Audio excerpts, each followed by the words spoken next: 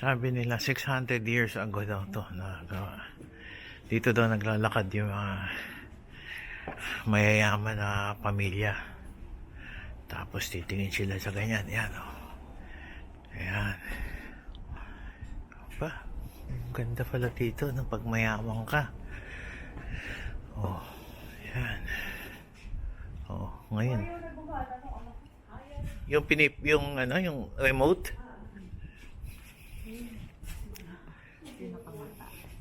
Ha? Yan. Ayan o. Ayun. Dito sila. Ayan, yan. Dito yung kapitbahay nila yan. Yung mga chismosang kapitbahay. Diyan nagkikwentuhan yan. Tapos dyan sa hagdan, dyan nagkikukutuhan yan. Nung araw yung mga Koreano.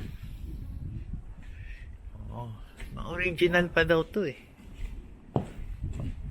Pati kahoy. Ano, gumagana na? Dali, mapapicture lang kami.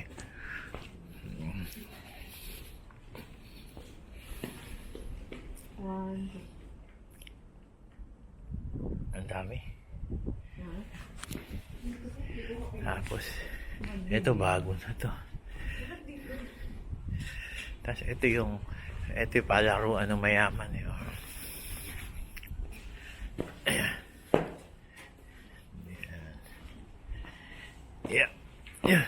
Dito tayo sa rampa.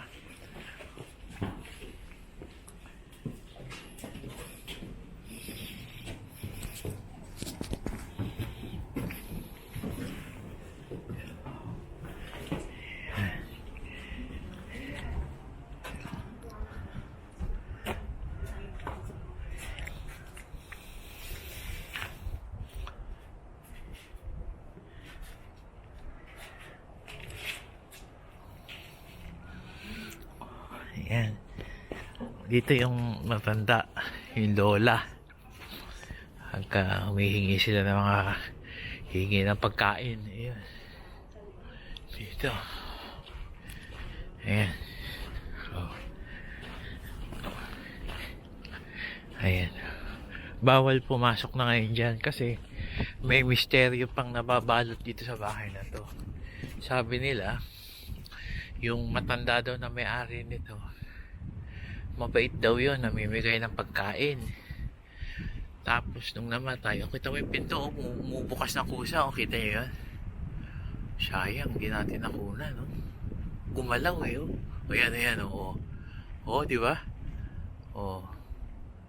Ayan, yun, oh.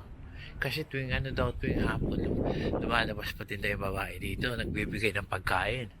Ang problema, pagka kinain mo daw yun, pwede kang mamatay. Kapag sasama ka daw niya sa loob. Sa loob, maganda na yung lugar dyan. Tahimik.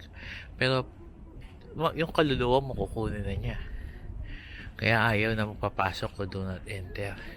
Pero paminsan-minsan, bukas-bukas to. Ito, tamo nilak na yan, oh. Pero, ayan, umaang bumubukas, ayan, Kailangan babanggitin mo yung inang, makikiraan lang po inang. Kailangan babanggitin mo yun. So, hindi.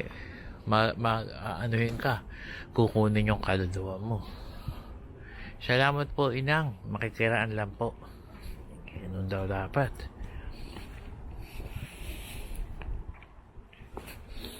Ayan. Baba na tayo. Ayun pala si inang eh.